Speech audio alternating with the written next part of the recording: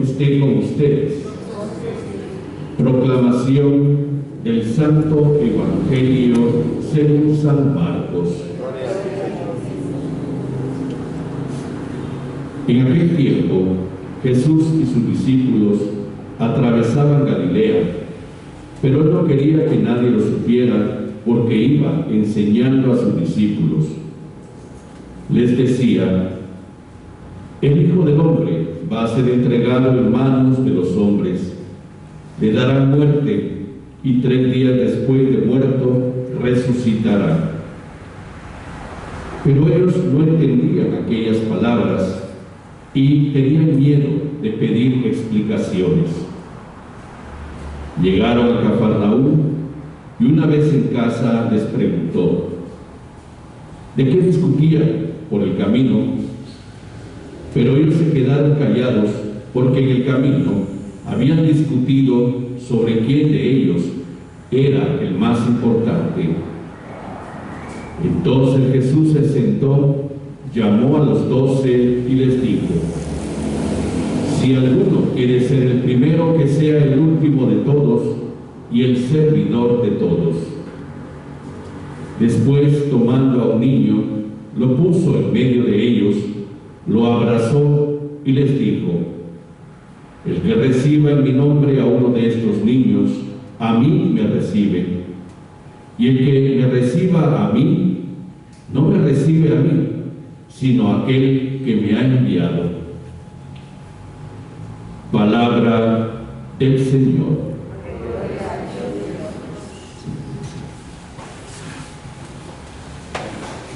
Por segunda vez, de acuerdo al Evangelio, Jesús anuncia a sus discípulos el destino del Mesías al llegar a Jerusalén. El camino es Galilea a Jerusalén. El contraste: Galilea, el lugar de los aplausos, el lugar del cariño, el lugar, podríamos decir, del éxito, el lugar donde en realidad Jesús ha podido anunciar el reino de los cielos y donde ha encontrado también mucha apertura. Allí ha escogido también a sus discípulos. Un lugar de aplauso, un lugar satisfactorio, pero no es el lugar definitivo de Jesús. Tiene que llegar a Jerusalén. Ahí el lugar del abandono, de la muerte, el lugar de la soledad, de la tortura, pero también de la resurrección. Contrasta con Galilea. Jesús va caminando hacia Jerusalén y quiere enseñar a sus discípulos, y por eso no permite que esta vez haya multitudes de gente. Va solo con los suyos. Sin embargo, los discípulos no están poniendo atención a Jesús, se están poniendo atención a sí mismos. Ante la posibilidad de un triunfo político, ante la posibilidad de la inauguración de un reinado temporal con poder y prestigio de Israel, ellos se sienten en cierto modo destinatarios del poder y del prestigio del Mesías, de algún puesto de importancia, y por lo tanto sobre eso van hablando en el camino. Discuten quién de ellos va a ser el más importante. Jesús pregunta sobre lo que están diciendo. Ellos se quedan callados. Obviamente no saben responder, porque lo que ellos están hablando, de lo que ellos están discutiendo, no tiene nada que ver con lo que Jesús les está anunciando. Y Jesús sabe de esas ambiciones. Jesús sabe de esa intención manipuladora de sus discípulos de acuerdo a su propia figura. Y por eso entonces les enseña: si alguno quiere ser el primero, que sea el último de todos y el servidor de todos. La actitud emblemática del discípulo de Jesús es ser servidor, es el servicio. El servicio se manifiesta precisamente desde el cumplimiento del mandamiento del amor. Y el mandamiento del amor se convierte para nosotros en el punto de referencia de nuestra conducta, viéndolo actualizado en Jesús mismo. Y por eso Uno que se pone al servicio de los demás no puede pretender ser más importante que alguien. Será siempre el último. Y esto es precisamente lo que Jesús quiere que sus discípulos entiendan. Jesús, el Mesías, va a ser torturado, va a ser colgado en una cruz como un criminal. Prácticamente, Jesús terminará como un último. ¿Por qué? Porque la identidad de su muerte es la identidad del último de la sociedad, de la escoria de la sociedad, un criminal. Pero Él se ha puesto al servicio de los demás. Su itinerario en el anuncio del reino de los cielos ha sido servir constantemente. Es aquel que se ha acercado al dolor y a la enfermedad, se ha acercado a la muerte y a la confusión, ha dado luz, ha dado vida, ha liberado, ha sanado y sobre todo ha amado.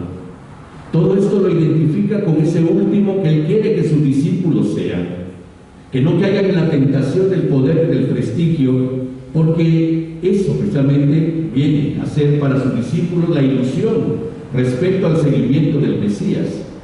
Y por lo tanto entonces también, discípulos del siglo XXI, tenemos toda la obligación de reencontrarnos con esa identidad. El riesgo dentro de la Iglesia es caer en la misma discusión de los discípulos de Jesús cuando van en camino hacia Jerusalén. No entender que el destino del Mesías, por ser destino de servicio, será siempre una posición de último. Y eso porque hace más efectivo el servicio, lo hace honesto, lo hace honrado, lo hace precisamente de acuerdo a la intención del reino de los cielos. Pelear por puestos, pelear por prestigio, por posición, pelear precisamente por distinciones dentro de la comunidad cristiana es arriesgar el itinerario de Jesús. Es poner precisamente en peligro la intención del anuncio del reino de los cielos. Un anuncio precisamente que quiere que descubramos todos una misma dignidad. Y en esa misma dignidad nos reconozcamos hermanos entre nosotros, dispuestos al servicio. En la iglesia no debe haber altas y bajas. En la iglesia no debe haber distinción de clases. En la iglesia no debe haber quién tiene pisto y quién no tiene pisto, quién tiene poder y quién no tiene poder. La iglesia debe ser el reflejo de un reino fraterno que construye paz, justicia, verdadero desarrollo, que habla precisamente de la transformación positiva de la sociedad y habla de la transformación positiva de la creación misma. Sin embargo, la historia de la iglesia ha negado muchísimo, y en muchísimos momentos, ese ser portadora de evangelio. La iglesia ha sido cómplice del poder, ha sido cómplice del prestigio. Si vemos en el momento en que, desde que Constantino tolera y hace de la iglesia, hace del cristianismo una religión protegida, hasta que Teodosio la hace la religión oficial del imperio, desde ahí la estructura jerárquica de la iglesia presenta todo lo contrario a lo que es el reino de los cielos. No el pueblo, que no